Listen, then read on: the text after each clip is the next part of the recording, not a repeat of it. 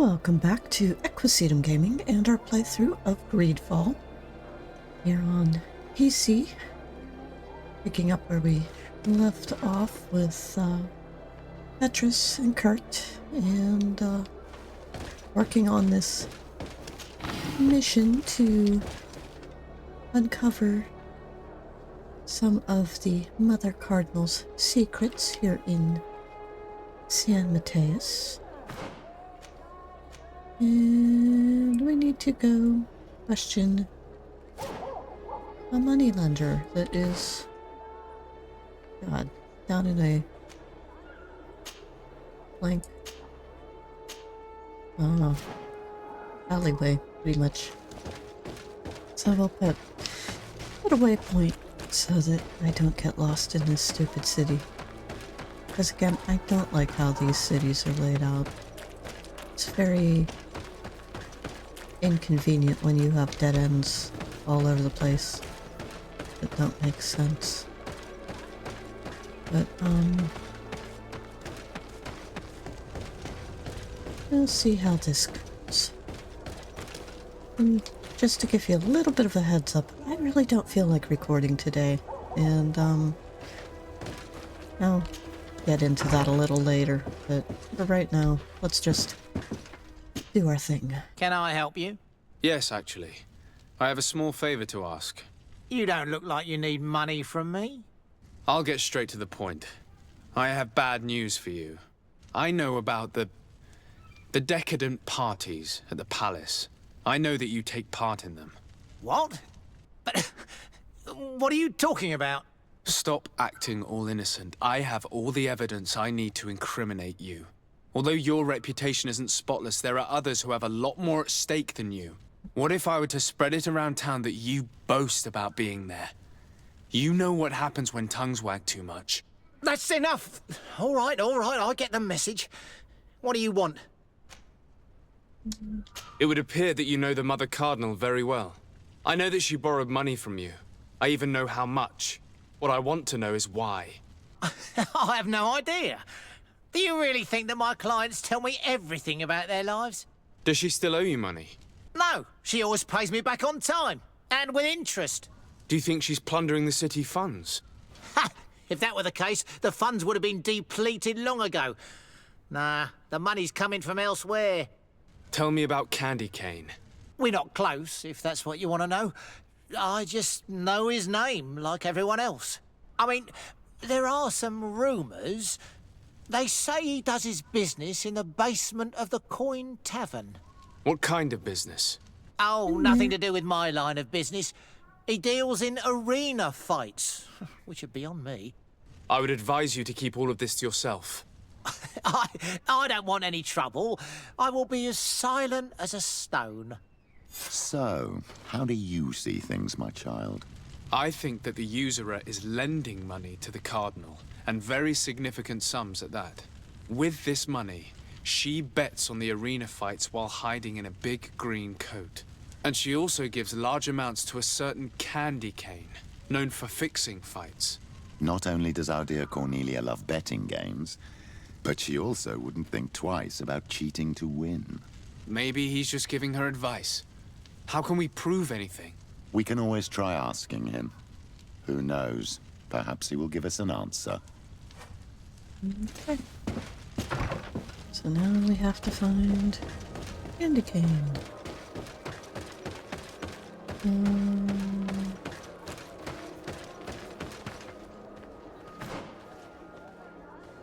Right, we want to go straight because there's no cross street. Again, I hate how this map is laid out.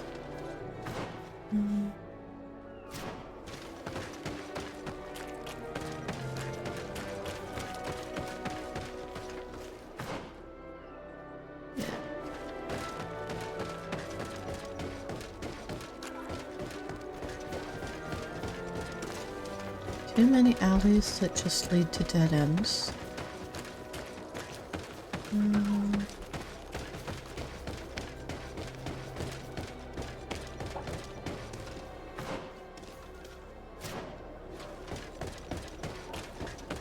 get on the other side of this warehouse. Oh, lootable.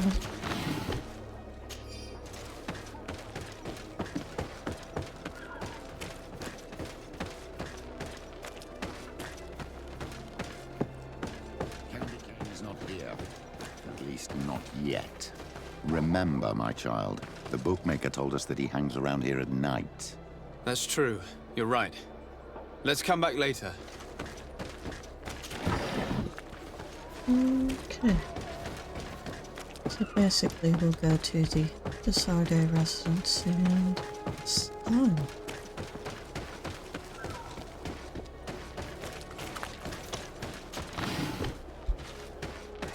But if you have been watching these series, you know I have been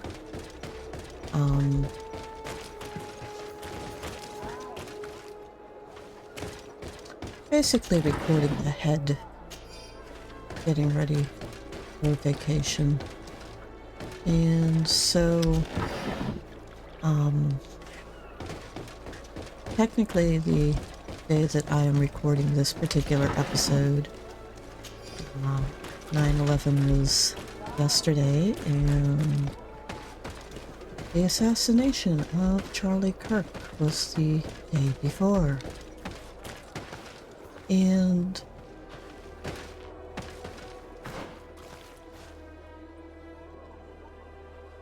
like, I don't know, I'm tired of bullshit in this country, I guess, and all over the world, but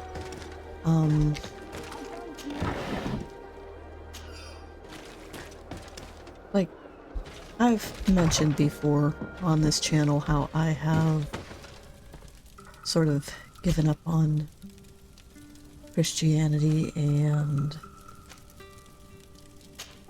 all of that because of the fact that people just cannot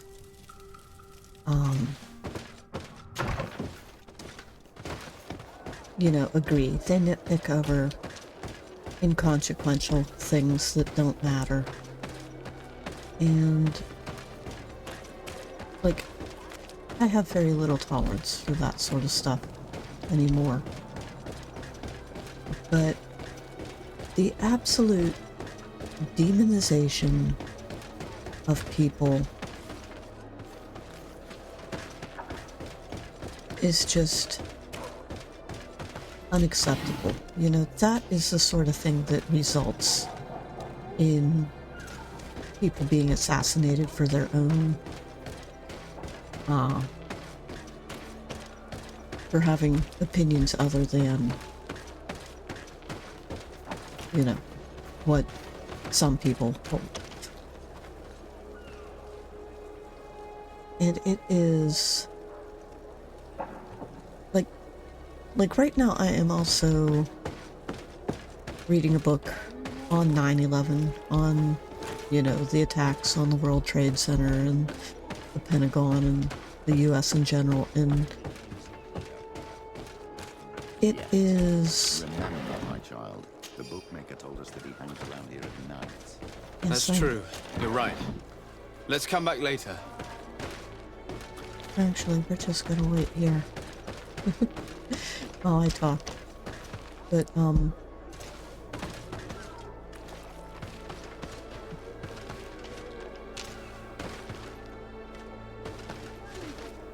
but I think what has been bothering me the most about what has happened this month is I remember 9/11.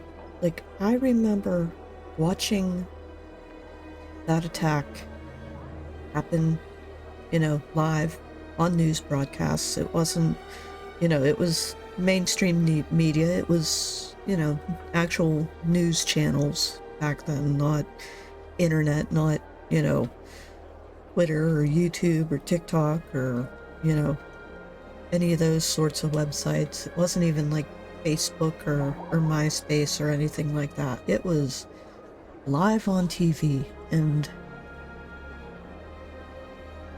like, I was in school we didn't like cancel classes. We were still going from, classroom to classroom to classroom, on our normal schedule. But like every classroom in that school had a TV, and the teachers they turned on the news, and that's all we did all day was watch live as that attack, unfolded over the course of the day.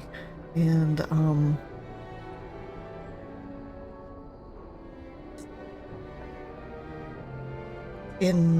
back in the spring of this year, like, my mother and I finally went down to the Flight 93 Memorial for the first time. Even though I have ancestors who, we've done a lot of genealogical work down in Somerset County because Candy cane is not here. At least not. Because that's where my dad's side of the family originally came from. That's true. You're right. I need to. Let's come back later. But I just remember how united everyone seemed after that attack happened.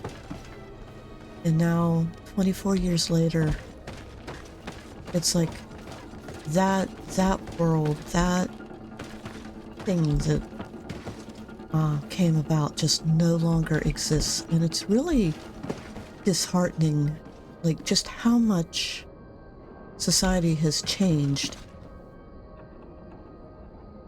And having gone from, like, the entire country united together to now, we are so divided that,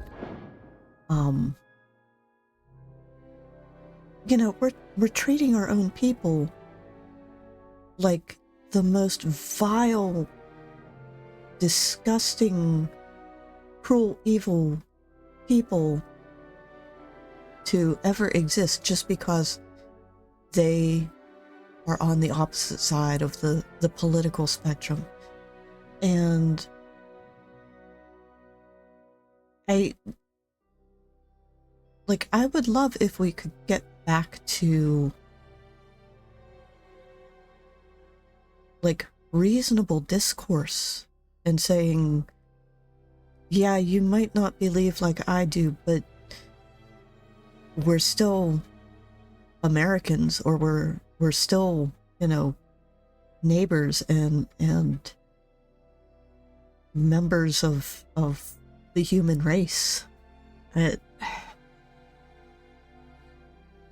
don't know. Like, I don't like this place that we're in, where we are demonizing people for opinions as opposed to actions.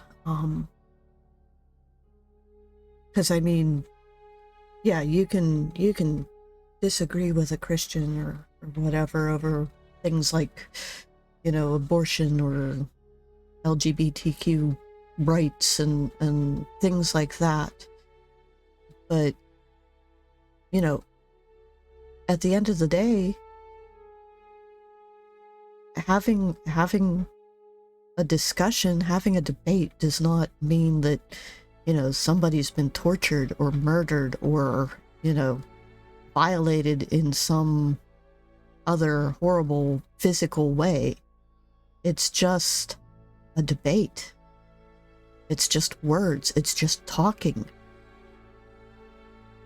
But there are so many people in this world now that somebody just having a different opinion than them, or, believing something or telling them something, about how the world works, how reality works, how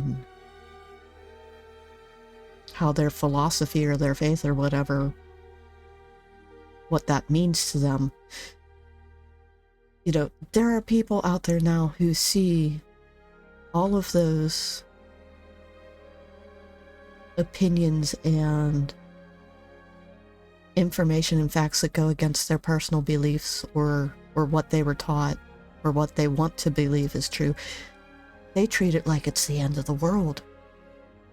And you can't do that. You can't live like that. Nobody has the right to go through life and not be offended.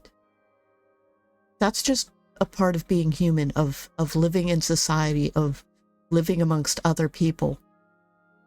There will always be someone out there that you come across who won't believe like you, who won't share your same convictions and ethics and morals. And yeah, they're going to offend you. There's nothing wrong with that. That's just part of life. It's the same thing as like deciding, oh, you don't like a certain food, or you don't appreciate a certain fashion or something. It's not, just because something offends you does not mean you have to change your own mind, or you have to, marry that person or some other BS thing. Like, you just let them go about their business and say, okay, we agree to disagree on this, and you move on. You find people that you do get along with, but that doesn't mean that the person who offends you has any less right to be able to go out and live their own life and do their own thing. And there's a lot of people that say, well, turning the other cheek is what has resulted in this political violence and stuff lately. And we need to be less tolerant of wrongthink and those sorts of ideas and stuff. No, it's not a matter of tolerance. It's a matter of consequences. Everyone is allowed to have their own opinions and ideas, but how you express those, that can have consequences. If your opinion is that everybody who shares a certain ideology or belief is evil, and you're going to go out and eliminate them, well, then you lose your right to exist within that society, and you can debate on whether that should be like life in jail or, death penalty or whatever. I don't care. But the consequence of trying to enforce your own opinions on other people through violence, through force, through, even through laws, if you're trying to ban beliefs, then you don't have a right to exist in American society where we do have free speech. If you are trying to impose your will on others forcefully, then there needs to be force applied to you to remove your force from the equation. And again, that doesn't necessarily mean, death or whatever. It's just, until people learn to play nice again, until people learn to agree to disagree, until they learn that they cannot force everybody to play by their rules, that they have to abide by rules that allows everybody the right to pursue, liberty, freedom, happiness, all of that, then they need to be put in timeout, basically. If they want to throw temper tantrums and act like children, then they need a timeout. If they're going to escalate it to the next level and start trying to play Call of Duty in real life or whatever, then they need to go to big boys timeout and go to jail. You know, you can't make terroristic threats any more than you can, you know, take a life. And I mean, yeah, I play a lot of games on this channel that you are killing people and taking out your enemies, and I do make a lot of comments about, you know, I hate certain characters in these games, and I would rather just deal with them with a sword or a gun than, you know, let it play out. It's a game. That has nothing to do with real life. You never do that in real life. So games are great for, you know, helping people work out some aggression and frustration and de-stress and calm down and, you know, deal with emotions that they might not be able to express in the real world without consequences. But they need to start learning that, yeah, expressing some of those emotions in the real world comes with consequences. You know, if you need to be out there, you know, celebrating certain people dying or being killed or whatever, go play a freaking game. Just shut your mouth. Don't post the bullshit on social media. Go play a game. Get your jollies off that way. And don't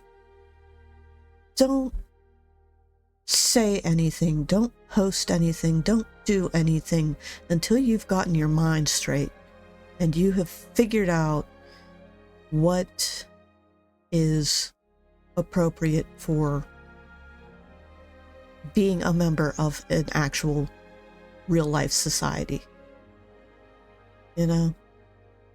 Yeah, there were a lot of people who hated Charlie Kirk, who absolutely couldn't stand his positions, who, you know, completely disagreed with him. But the one thing he always did was debate anyone and everyone. He treated everyone like they were human. I certainly never agreed with everything he said, and there were plenty of debates where I just wanted to, you know, maybe smack him back upside the head or whatever and say, no, that argument does not work in this context. That's too Christian. You're not going to win a debate with somebody who's an atheist or a Buddhist or, you know, a non-believer with that argument. So you need to say it this way, or you need to put it this way if you want to really, truly argue your side. That doesn't mean I always agreed with the side that he was arguing. I have had debates. Part of my schooling, my English classes and stuff growing up, and my public speaking classes, because we had that at my high school. We did, you know, theme writing and speech classes and stuff like that. Part of those classes was learning how to debate a topic from both sides, whether you agreed with both sides or not. But we learned how to debate and how to counter debates and argue from both sides of a topic. People don't learn that anymore. People don't care to learn that anymore. And it's very disheartening, because it makes a lot of public discourse just literally stupid. It just, there is no actual talk. It's just people, you know, shouting and screaming their position without actually saying why they're right versus the other side's wrong. All they do is repeat talking points like parrots, and they have no independent thought. They have never been taught how to actually critically think and counter the other side's arguments. And so you end up in a world where everyone, absolutely everyone, is just talking past each other. Because even if you're a smart person who has learned how to argue a topic from both sides, or all sides, because there's plenty of topics out there that have more than two sides to them. I always find myself caught up, especially in like environmental debates and stuff. I always find myself caught between, you know, two different sides and having a third opinion that neither of those sides will acknowledge, but or neither of those sides will acknowledge is different from their opposition. Let's put it that way.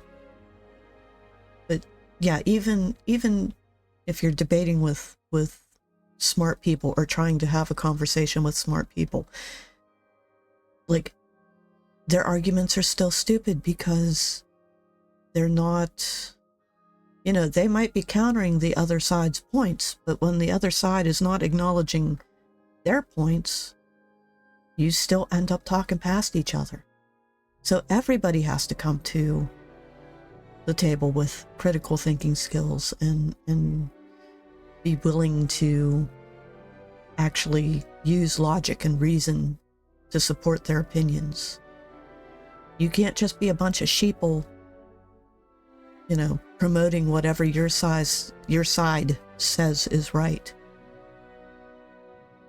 And you know, one thing that really, really irks me about the right-leaning positions is so many times their arguments come down to, well, scripture says this, or Judeo-Christian values say this, and this is the way it's always been, so this is the way it always needs to be, or this is right because this is tradition. And that doesn't fly. There are plenty of traditions that are rooted in, you know, concrete knowledge and facts and reason, you know. But you never promote tradition just because that's the way it's always been. And that's something that can be hard for me to say because I miss a lot of the old traditions I grew up with as far as, you know, holidays and family and that sort of thing. And like I said at the beginning of this little talk, it's hard for me to look back. You know, 24 years ago, we had the 9/11 terror attacks on the U.S. and absolutely everyone was united after that.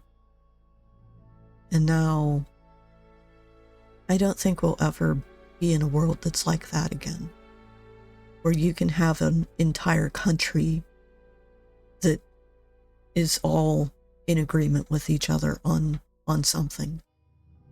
And it's sad, you know? But anyways, let's get on with the game. I've rambled on long enough, and I'm sorry, you know, this is coming out like a week and a half after all that crap went down and just, you know, and I have no idea what's going to happen in the week in between when I'm recording this and when it's actually going to be, you know, live on the channel, whatever, up on the channel for people to watch. But yeah, that's just my 2 cents worth, I guess. I'm not ignoring what happened. I just, like I said, I've been recording way ahead of time in order to get ready for vacation. I have like 4 more days left that I can do double uploads in order to get ahead, so that you'll have episodes coming out every day that I'm away, and, you know, won't have the ability to upload because where I'm going, yeah, cell phone reception is even really crappy up there, let alone trying to get a good Wi-Fi signal. Where there are people up there where I go on vacation, where we go camping in the mountains, that, you know, I'm surprised people still aren't on like dial-up internet service. So anyways, my apologies. Let's resume the game and get on with it.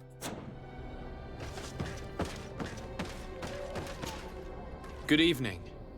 Are you the one they call Candy Cane? Who are you? Desade, legate of the merchant congregation. A legate, no less. I imagine in these cases, the one accompanying you is the famous Petrus. You seem to be very well informed. Therefore, you might be able to answer my question. What do you know about a woman in a green coat? Why would I tell you? We know that you have business with this woman, and that she is actually the Mother Cardinal. How did you... You would be better off forgetting that. That's not exactly the response I'd imagined. But nevertheless, seems rather eloquent. I told you to forget about it, or you'll soon run into trouble. Legate or no legate. Come on, it was just an innocent little conversation. Goodbye, Mr. Kane. Bye. And Godspeed. We have enough information. Really? Is the fact that she bets on fights that are potentially fixed enough for you? It's already a huge scandal. Let me just think about it for a little while.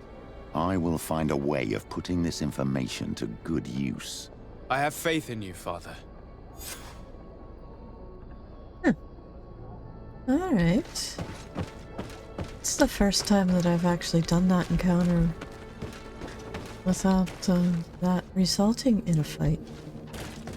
Well, that's kind of interesting. Here comes our pay, boys! But we do get some bandits. And death to the others!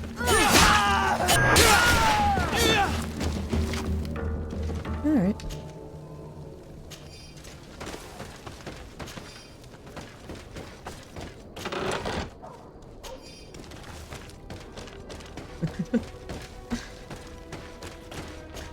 Something else I will say, as far as like gaming and getting emotions out and whatnot, surprisingly, one of the games that I now play that's sort of a comfort game for me is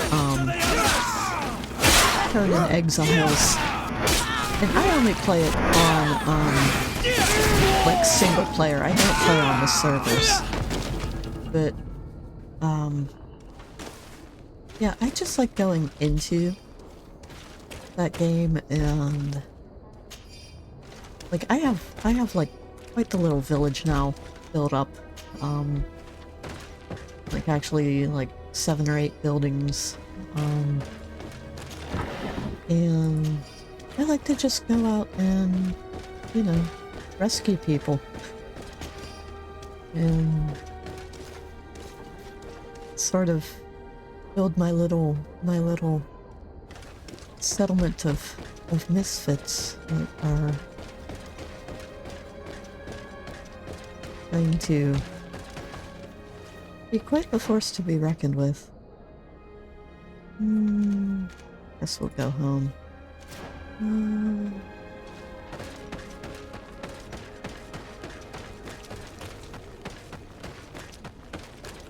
Yeah.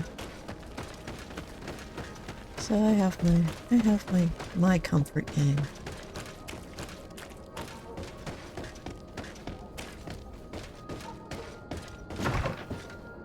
Alright. And now that we have finished with Petrus's little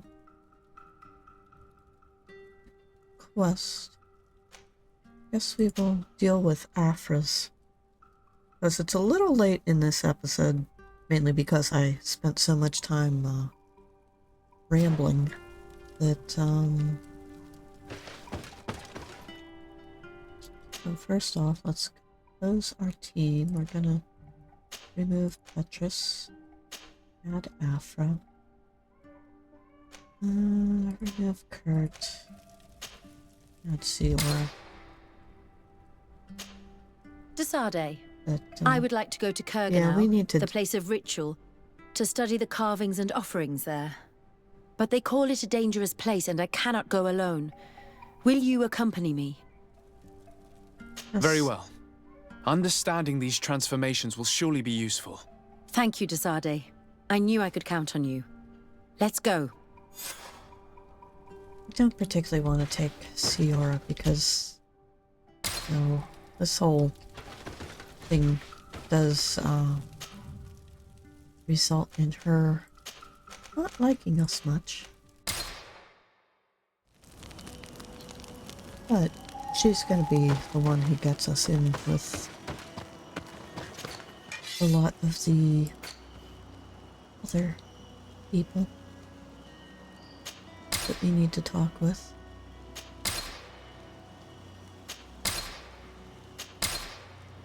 Okay, there's all that.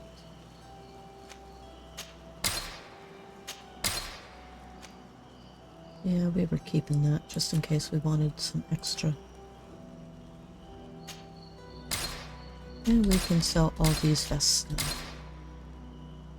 And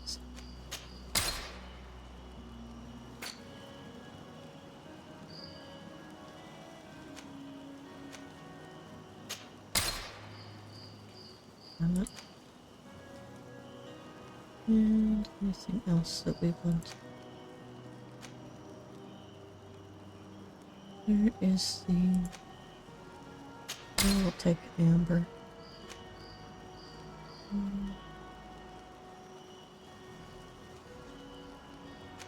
That. Okay, we're actually really good. Where am I on ammo? I need to craft some more ammo. But, anyways, what I was saying was, it's a little late to do the, or start the, DLC in this episode. So we'll work on Afra's quest. No, there we go. I want to put our cape back on. Because it does give us a little bit of armor protection. Alright, I think we're good. Afra, do you need anything? My god, girl, you need a lot of upgrades. Alright,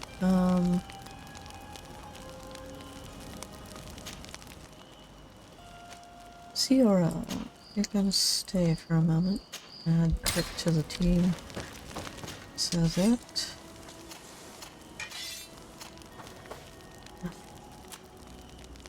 Alright.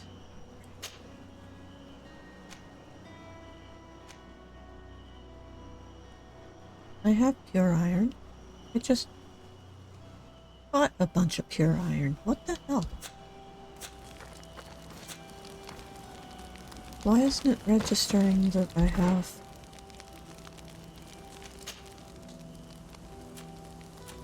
ingredients?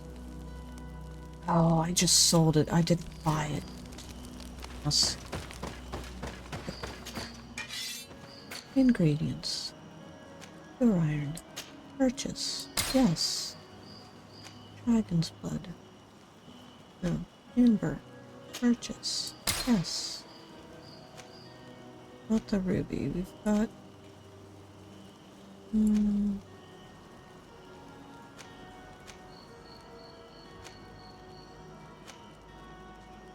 Yeah. Okay. We're good. Apologies. No. Underbus. Upgrade. Alright, do we want to work?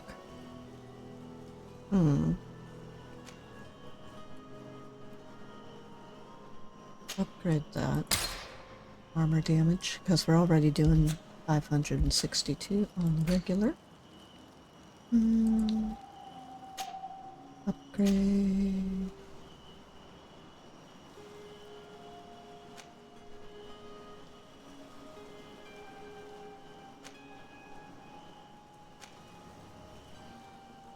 Is that?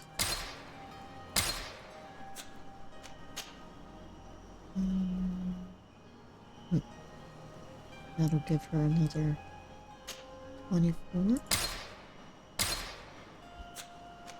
Okay. Block pouch doesn't matter. Lots. Yeah. And her boots. Yeah. Here we go. Okay, she is as good as she's gonna get. And now, Bert. Sorry, but you're staying here. Alright, let's get out of here.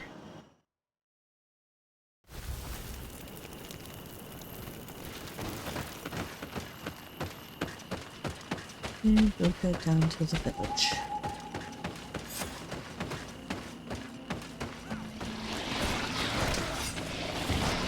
Alright. Hold on! Help is on its way!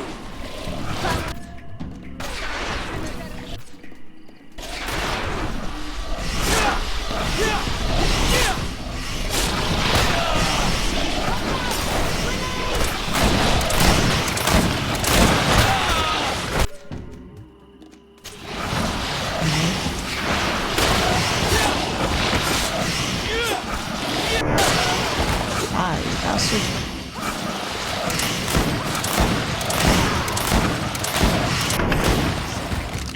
There we go. Take an armor potion. You were lucky. Without our presence here. Yes. Blessed be the earth that has brought you to us at this time.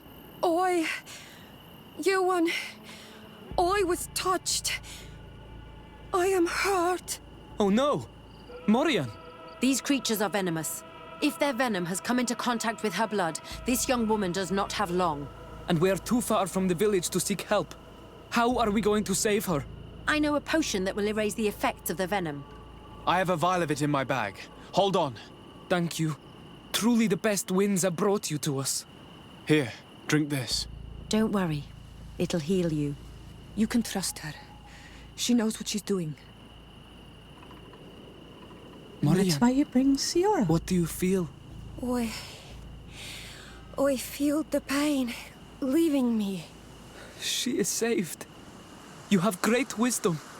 May the trees always bear fruits on your journey. You have saved Morian. It was nothing. I'm glad I could help you. You are different from other Renaigse. You know the potions. But what were you looking for here? We came to study this place, the carvings in particular. This is one of our places of ritual. A place of connection. What do you hope to learn from our carvings? I seek to understand the mechanisms of your transformations. I think these carvings could help with this. You seek the secrets of the Donegada. You should speak with Armal. Yes, his name is Dunkas. He is also our Donegad, and his wisdom is boundless.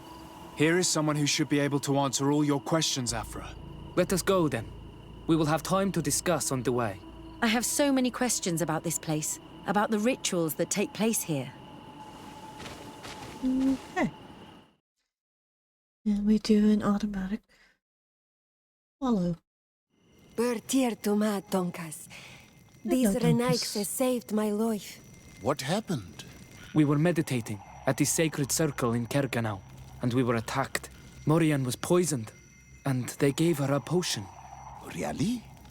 We are not yet used to the Renaigse doing something without expecting something in return. You should go and meditate now. I have to talk to them. They are different from the others. Oh, I'm sure of it.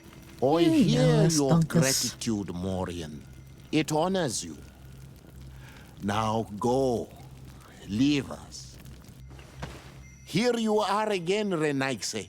Thank you for saving Morian. It was a kind gesture. Please. We couldn't let her die without doing anything. This feeling brings you honor. But what were you doing near our sacred circle in Kerganau? It was me who led my friends there. I was hoping to study the circle to better understand your culture. Loyans always want the same thing. They covered our secrets to better steal our land, to better hurt our children. Calm now. Perhaps this lioness is different from the others. Maybe we were wrong about them too.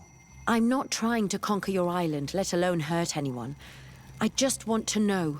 A noble quest that could perhaps bring peace, but to which I cannot answer alone. I cannot reveal such secrets without seeking advice from the Order Donegada.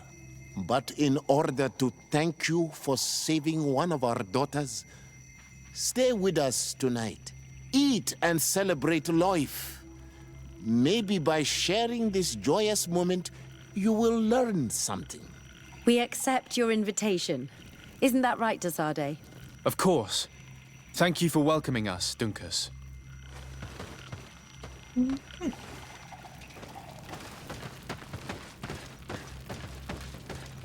Alright. I'm sorry. You look disappointed. I did not expect your Denegad to reveal all its secrets to us, but I would have loved to learn more. Perhaps you should be patient. It takes years to understand the mysteries of the Donegada. And since you are staying with us tonight, it will be an opportunity to continue learning. That's what I hope. Thank you for welcoming us tonight. We had a good time. Yes. It was very enlightening. We are glad that you stayed with us. We too have learned from you. Your face brims with thoughts, Afra. Is something wrong? It's nothing. Probably just tiredness. We should all rest. It has been a long day. May your dreams be wonderful. Good night. May the moon watch over your dreams. Is something wrong? Dunkus wasn't here tonight, yet he's the one who invited us to stay. I also saw one of the elders sneaking out of the village. You think they're hiding something from us? I don't know. But since they don't want to share their knowledge with us, let's try to follow them. I don't like it one bit, Afra. If the elders and Dunkus are gone, then we have no right to follow them. In that case, why don't you explain where the transformation comes from? It's not something that can be explained that easily. You have to believe to understand. You are not capable. I see. So we will discreetly follow these people, since this is the price of knowing. Oh. See, this is why I don't like Afra and why I don't like to follow her quests. Because she is just so nosy about knowledge. She has no patience, and it's something that, you know, you have to learn over time. It's not... It's not something that you can just gain. Let's put it that way. Yeah, but basically you have to do some of this in order to get Afra from suspicious to nice or friendly. But I think we are going to call it quits though for now because yeah, I did spend a lot of time chit-chatting in the middle of this episode. But if you have enjoyed it nonetheless, please give it a like and consider subscribing. And Desarde and the girls and I will see you in the next one. Bye for now.